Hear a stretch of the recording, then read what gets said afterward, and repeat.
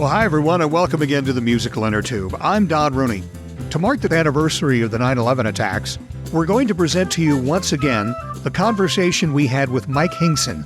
Mike is an old friend who survived the plane crash into Tower 1 that day. Mike has been blind since birth.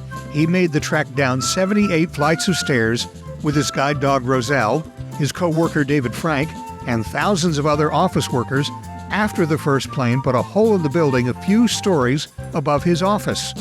To mark this anniversary, we've lifted out the section where Mike talks with John Timpane about his experience on September 11th of 2001. It all begins in 1999 when Mike moved to New York to begin a new job with a tech company. But in 1999, I was recruited by Quantum Corporation in their magnetic tape drive division. That's the division that sold products to companies like Wall Street firms that would connect to their networks and back up all of their data. And so we had the de facto standards for that. And again, Quantum was told, if you really want to have a real presence here, you have to have an office. So I was hired to open an office, and I went looking around, and I had all these delusions of grandeur about we ought to do it in the World Trade Center and all that, but I figured it was going to be expensive, and so I didn't go there first. I just looked around a bit. Eventually, I said, okay, I got to go check it out. So I went to the World Trade Center and talked to this guy who made a serious mistake in talking to me because he said, we only have about 80% occupancy because of the bombing that took place in 1993. Right. So we're really trying to get people. Bottom line is, by the time we finished negotiating, we got 1,400 square feet of office space on the 78th floor of the World Trade Center at $2 a square foot. Okay, now, Michael, that is amazing. Now, you have... You can't get a house for that. No, you can't. You really can't. My house, I won't let you live here for that. In fact, I wouldn't let you live here anyway. Well, oh, yes, I would. But that's good, because I've lived in New Jersey. It's anyway, go ahead. So it's just south of New York City, actually. So we lived in Westfield, and we loved it. We loved it. Anyway. So let's talk about the morning of September 11th, 2001, and you went to work with your guide dogs. So we opened the office in August of 2000, and it was a fully functional facility, alliteration, with staff that sold products, pre-sales engineers, sales support engineers, lots of products to demo for people and so on. And we were up and running. And in fact, we had a lot of reseller partners, and we also had what are called distributors. So a distributor is a company that we work with. They would buy our products and they would resell them to little companies that couldn't necessarily establish credit accounts with bigger companies like Quantum, and it's not convenient for Quantum to have hundreds or thousands of little reseller accounts when you can just sell to one distributor and let them do it. And they actually established the accounts with all the little companies. So anyway, this one distributor, Ingram Micro, wanted to have sales training for all of its reseller partners and our partners in the New York City area. So we set that up to do on, September 11th, 2001. So I went to work with my guide dog, Roselle, and we were in our office. Some early arrivals had come from Ingram Micro, and a colleague from our corporate office, David Frank, was with me. He had come in that morning from California where his office was. He was part of corporate, so the ATL corporate offices were in Irvine, actually on the UCI campus. And that's so ironic. Yeah, I know, isn't it? So we were there. So David and I were in my office creating a list of the people who would be coming that day, because there were two ways you could get into an office in the World Trade Center complex. Way one, you went to the desk, you showed your ID, they called up and they said, can John Timpane come up and visit? Of course, we had a standing order that he couldn't. But thank you. That was good sense. Thank you, Michael. But you could go and say, I'm John Timpane, and here's my ID, and they would call up and we'd say, sure, send him up. Or we could create a list of the people who we expected, which especially worked with large meetings, and we had 50 people who were coming to different seminars in the course of the day. So David and I were creating the list. The list was done. I was reaching for stationery to print the list because it had to go in on corporate stationery, and then we would fax it down. When we heard a muffled explosion, the building kind of shuddered, and then it literally began to tip in one direction, kind of going southeast toward Tower 2. David and I kind of wondered what was going on. We had early arrivals, as I said, who were in our conference room, and they were having some breakfast that we had sent up to them and for all the other people who would be coming. David asked if it was an earthquake, and I said, no, I don't think so, because it's moving in one direction. And I said, it sounded like a little bit of an explosion, but he said, it wasn't a very loud explosion. Well, of course, it wasn't a loud explosion because what happened was the airplane hit the building 18 floors above us on the other side of the building. So there's a lot of insulation between us and where the plane hit. But tall buildings like that are flexible, right? And so they're made to tip and be buffeted around in windstorms. And because one aircraft hit the Empire State Building in the 1940s, a military aircraft in a fog bank, right. They knew the value of having very flexible buildings. Picture it like a big spring, right? You fasten the spring to the table, to a table, hold the bottom of it, and then push the top of the spring. That's exactly what happened to Tower 1. Did you personally feel the impact? Did it go through the floor? Yeah. You could feel it shudder. You could feel it. And then we could feel the building tip. And in fact, we tipped so far, I say about 20 feet altogether, that David and I said goodbye to each other because we thought we were about to take a 78 floor plunge to the street. Oh God. So you had a moment of terror even then. Oh yeah. But then the building stopped and it started moving back the other way. And I kind of remember letting out my breath. I didn't even know I was holding it, right? But it went back to being vertical, and I went back into the office I was standing in the doorway to our outer office. Really a lot of good that would do if the building collapsed. But, I grew up in Palmdale in the earthquake country. Building moves, go to door. Right. Roselle, my guide dog, was asleep under the desk. But as I went back in, she came out. I took her leash. I told her to come around and heel, which meant to come around me and sit on my left side, which she did. About the time she sat down, the building dropped straight down about 6 feet. That's because the expansion joints were going back to their normal configuration. Oh, yes, right. Because to stretch, the joints pay out a little bit. That's right. All right. Okay. So, now, ladies and gentlemen, I just want to say, you can see why Michael Hingson was able to earn a master's in physics. He's extraordinarily good at explaining things like this. And this reminds me more of you than anything else. You're extraordinary talent at being able to explain these things. Continue.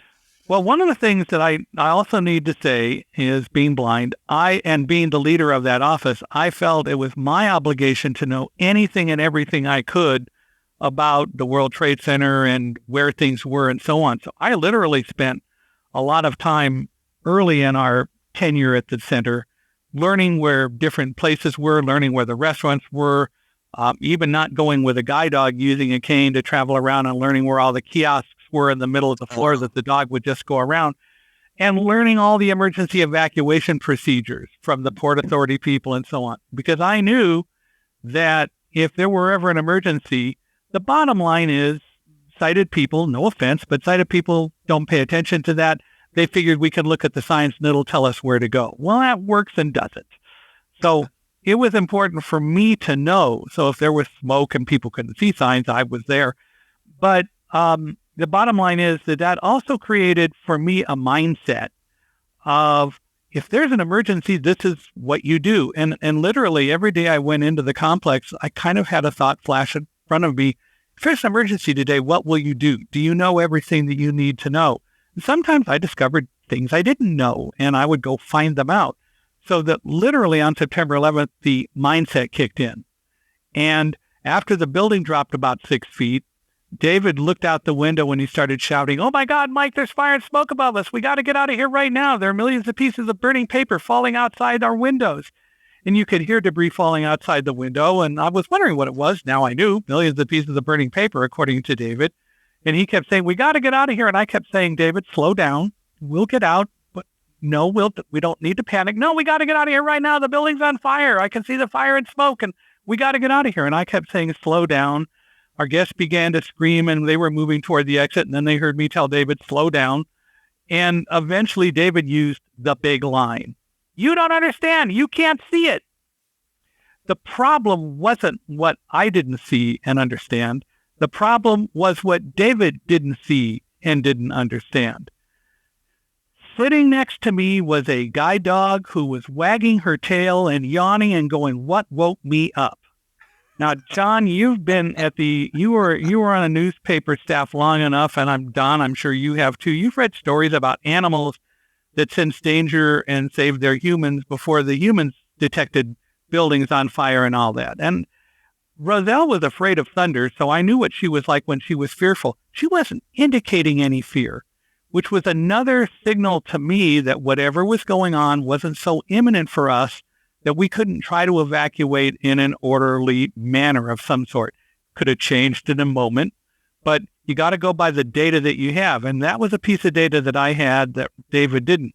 I finally got David to focus and said, get our guests to the stairs. So he took them to the stairs. And while he was gone, I called my wife, Karen, at home and said there had been an explosion or something at the complex and we were going to be evacuating. So it's right now about 8:47. I think I still have the phone bill because I saw that time later when the phone bill came in to the company. But I told her, and I love to say this because it's really true, I scooped Good Morning America getting to her 8 minutes before they got an idea that there was a problem at the World Trade Center. Nobody gives me a Pulitzer for that, so disappointed. But you get a nice round of applause today. But seriously, I told her, and so of course she then was watching TV, and at least it prepared her some when people started calling her, was Mike there and all that. So David came back, we swept the office, we went to the stairs and we started down. And almost immediately I began smelling an odor, and it took me about 4 floors to realize that it was something I smelled whenever I went to airports, and I did a lot of travel for the company. It was the fumes from burning jet fuel. And so I realized... Smell that when you were in the stairwell. Oh, yeah. Because the aircraft, when it hit the building, crashed through the center and literally blew a hole through the whole building, which was why David was seeing fire and smoke and millions of pieces of burning paper above him, right? Yeah, right. So I smelled that, and when I observed and realized what it was, I mentioned it to other people, David and others who were around us, because we were all wondering what it was. I said, it's the fumes from burning jet fuel. And they went, oh, yeah, we couldn't figure it out. That's what it is. So we assumed we were hit by an airplane, but we had no idea as to why.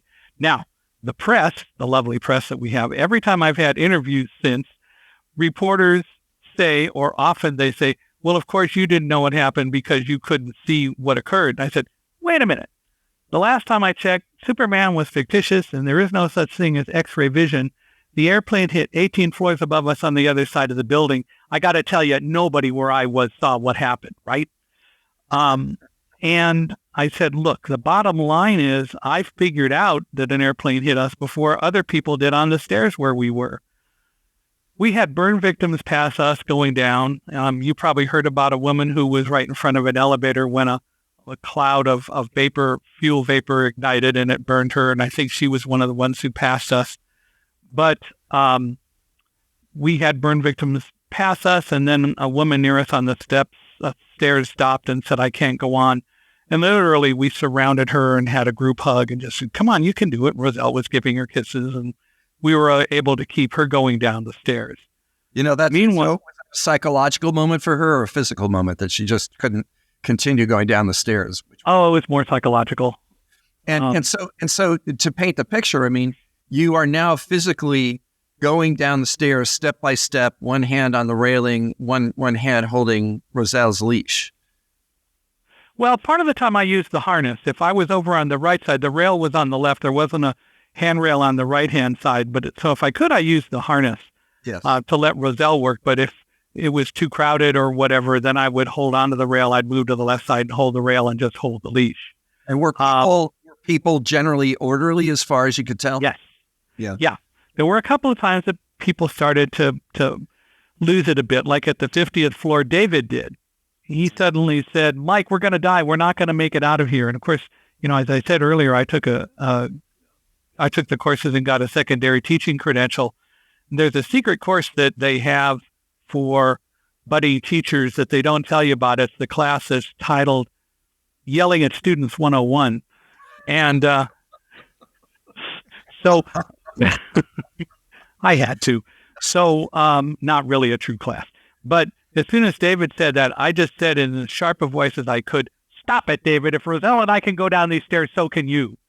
And he told me later that brought him out of his funk. And but he wanted to do... It's really too bad you didn't have a ruler to crack him on the knuckles with as well. Well, I was holding Roselle's harness, so I couldn't get to a ruler. Okay. So I said that, and David then told me, okay, I'm okay now. And what he wanted to do was something that would take his mind off of all of it. So he said, I'm going to walk a floor below you and start shouting up to you everything that I see on the stairs. And I will tell you that I think that's one of the most incredible events that I experienced that day. So why? Well, we're going down the stairs. I'm on like the 49th floor now, and he's at 48. He's going, "Mike, I'm at the 48th floor. Everything is good here. Going on down." I'm up on the 49th floor. "Good girl, Roselle. Keep going forward," and really encouraging her and speaking to let her know I was okay. Because if I started to sound nervous, she's going to be looking at me and not focusing as well as she should. So it was important for me to be calm and focus on her. That's the team effort that we both make and made then that helped each other. But then I get to 48, David, 47th floor, all good here. So why do I think what David did was so great? Because in reality, he became a focal point for anyone who could hear him, above him or below him. They would hear him, "Mike, 46th floor, all is good here." And they knew somewhere on the stairs there was somebody who was sounding okay. And I know that he kept thousands of people calm just by doing what he did, which I think was really cool. And it's one of the most incredible experiences I had that day. It took me a while to figure out why I thought that was so important, because did I need him to tell me what was going on? No, and it wouldn't make a difference to me, but it helped him. But more important, it really did help so many other people on the stairs who heard him, above him, below him, people who couldn't see him, but they all knew somewhere there's somebody who's doing okay. Now, Mike, how many people were on the stairs with you? Do you have an idea? Oh, I mean, they were all the way up and down the stairs, so there were thousands. Like right where we were, there was a knot of anywhere from 10 to 20 people, but they were all up and down the stairs. It was a constant stream of people. Do you know, that's a really good question Don asks, because I've often wondered, I mean, okay, so you kept calm and everything, but inside of you, I mean, you must have had all sorts of thoughts. Well, I got to tell you, I was just listening for any creak and groan that would tell us that the building was going to come down on us, and I knew it wouldn't make a difference, but I was listening. And, I love science fiction. I watched The Twilight Zone and other shows, so I could imagine all sorts of horrible things that might be going on. Sure. But I also knew that I had to manage that. And I'm just going to jump for a quick second. That has led to a coaching program that we just started called Blinded by Fear, because a lot of people have fear issues. Something happens to them and they don't know how to control their fear, and they get so fearful that they can't make decisions because the fear has completely overtaken them. So I want to help people learn how to control those fears, and not to say don't be afraid. I think fear is a very, very powerful and an invaluable thing to have, but you have to control it. So people can go to blindedbyfear.net, and there's an ebook they can download, and we can schedule calls and talk about it. That's such a wonderful program. So it's a coaching program, and it's such a wonderful initiative. And I want to just repeat that, blindedbyfear.net and .net, and that's for everyone. Well, it is. It's not blindness related. I've been a public speaker for 19 years, so jumping ahead a little bit, afterward, people started hearing about me because Guide Dogs for the Blind was one of the first places I called, since I had a guide dog from there. And they put out a story and contacted some news media, which led to me being on Larry King Live 5 times, the first time of which was on the 14th of September, right, 3 days later. And so the media got the story, and people started contacting me saying, would you come and talk to our talk to our group or our company or whatever, the first call I got was from a pastor who was going to conduct an ecumenical church service to honor the people that we lost on September 11th. And he was doing, I think, 2 weeks after September 11th. So it would have been the 25th or the 26th. And I had not really been a public speaker, but I said, okay, sure, I would be happy to come and tell the story a little bit. He said, you got like about 5 or 6 minutes. And I kind of happened to ask, do you expect very many people? And he said, yeah, we'll probably have about 6,000. So my first public speech was to 6,000 people. Unbelievable. And Lisa Beamer, whose husband Todd was on Flight 93, he was the guy who said, let's roll. She was also there. Roselle, helping you down. This is something else that you've worked extensively with guide dogs for the blind. And you've said that Roselle wasn't leading you. A guide dog doesn't lead. The purpose of the dog is to make sure that we walk safely. The dog doesn't know where I want to go or how to get there. And in fact, I don't want the dog to know that. It was really a challenge working in the World Trade Center to try to find different ways to get from point A to point B so that Roselle would not, and Liddy, who also was my fourth guide dog who worked before Roselle, would not get in the habit of going one way. Because what if I couldn't go that way in an emergency? So I was very deliberate about finding various ways, even if it was just going a different direction around a central area to get back to the same place, but doing it in such a way that the dog wouldn't know where I wanted to go. Because their job is to make sure that we walk safely, and that's it. So if we're crossing a street, on the other hand, and suddenly the dog stops and pulls back, my job is to assume there's a reason for that, like a quiet car coming that I didn't hear, which is usually the case.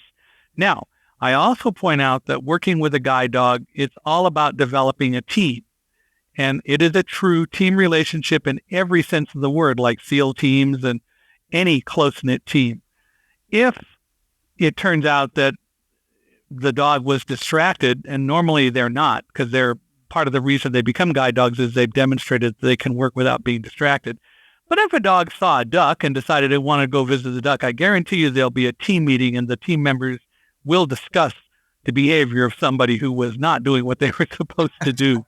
Exactly. But that's all, it's called intelligent disobedience. The dog also has the authority, and I need to respect it, the authority to say that I got to do this, and I have the obligation of following the dog, because the odds are incredibly high that whatever the dog is doing, it's doing for a very legitimate reason. It's called intelligent disobedience.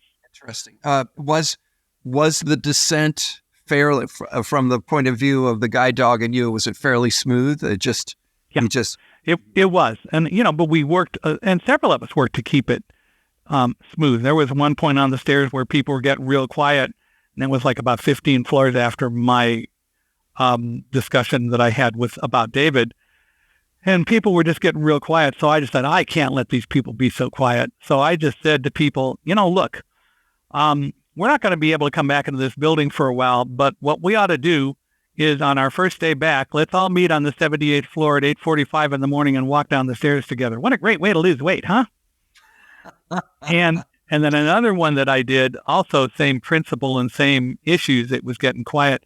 I said, as loud as I could, now everybody, I want you to listen to me. My name is Mike. I happen to be blind. I've got my guide dog here. And we had power and lighting and all that on the stairs. And I said, if we lose power and lighting on the stairs, I don't want anyone to worry. Roselle and I are offering a half price special to get you out today only. And I did those kinds of things because I wanted people not to worry. Yes. What are the flight attendants doing on airplanes when they're doing those pre-flight briefings? Well, if they're doing their jobs right, they're also really looking to see who's paying attention to those briefings, because they've learned over the years that the people who really pay attention are probably the people who can help them if they need to get people to evacuate from an aircraft. Do we know how many people made it down with you? How many people made it out of the buildings? Well, we know that all the people who were with me made it out. Only about 10% of the people who didn't make it out were below where the planes hit. Most of the people who didn't make it out were trapped above where the planes hit.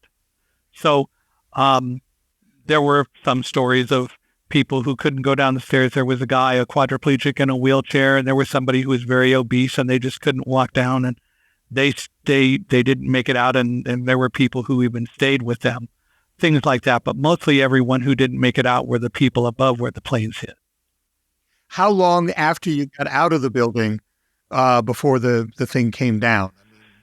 So we got out at about 10:45, when did we get out? No, we started at 8:45, 8:50. We started down, and about 9:35, we got to the bottom of the stairs, about another 10 minutes to go through the whole complex. So by 9:45, we were out. Tower 2 collapsed at like 10:04, 10:05. And we were about 100 yards away. We knew there was fire in the tower, but we had no clue what was going on. No one told us. They just said, leave the area. So we went over to Broadway and started going north on Broadway. We were about Vesey Street. So about 100 yards airline ways from Tower 2 when it collapsed. So then everybody ran, and we ran and ended up in a subway station. Then a police officer came at about probably 10:15, 10:20, and told us that the air was clearer up above and we needed to get out of there now. And so we left and went back upstairs and continued to walk away. Then it was about, 10:30 or so when Tower 1 collapsed. So we were a little bit a ways away from it. And so we didn't have the same issues that we did when we were so close to Tower 2 collapsing. How did Roselle do once you guys were outside and walking on the street?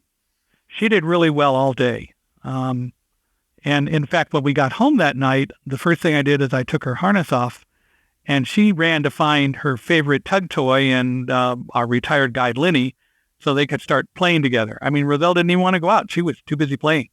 Eventually she went out, but it was over for her because there was nothing that threatened her, but she was glad to be home and wanted to show it.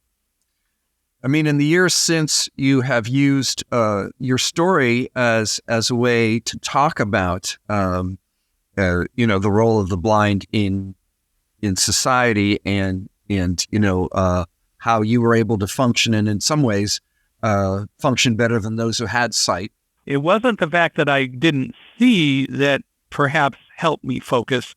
It was the fact that I learned to establish a mindset that allowed me to use knowledge to be able to function rather than being afraid.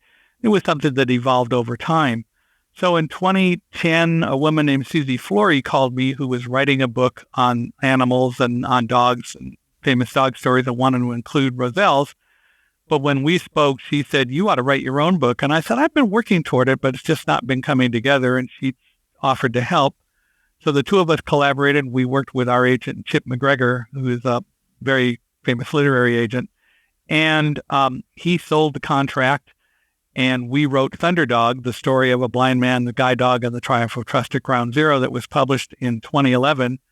It was in its first week out a New York Times bestseller. It's been a #1 New York Times bestseller. And then 2 years later, we wrote Running with Roselle, which is more for youth, telling the story of Roselle and me growing up.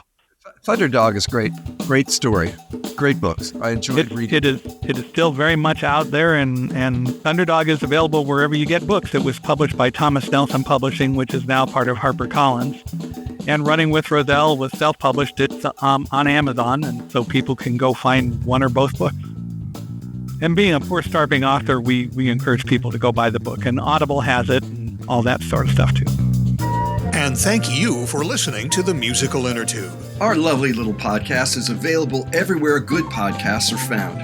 Listen on your favorite platform, and if you like what you hear, please give us a good rating. And spread the word. Tell your friends about the Innertube and let them know they can subscribe to the podcast on our website, musicalinnertube.com. There you can listen to all of our podcasts, see pictures and biographies of our guests, and contact us. You can even click on the microphone button in the lower right corner to leave us a voicemail. And don't forget to leave your email address on our Talk to the Tube page so we can stay in touch. And you can email us directly at musicalinnertube@gmail.com. And as always, thanks to virtual band Car Radio Dog for our theme music.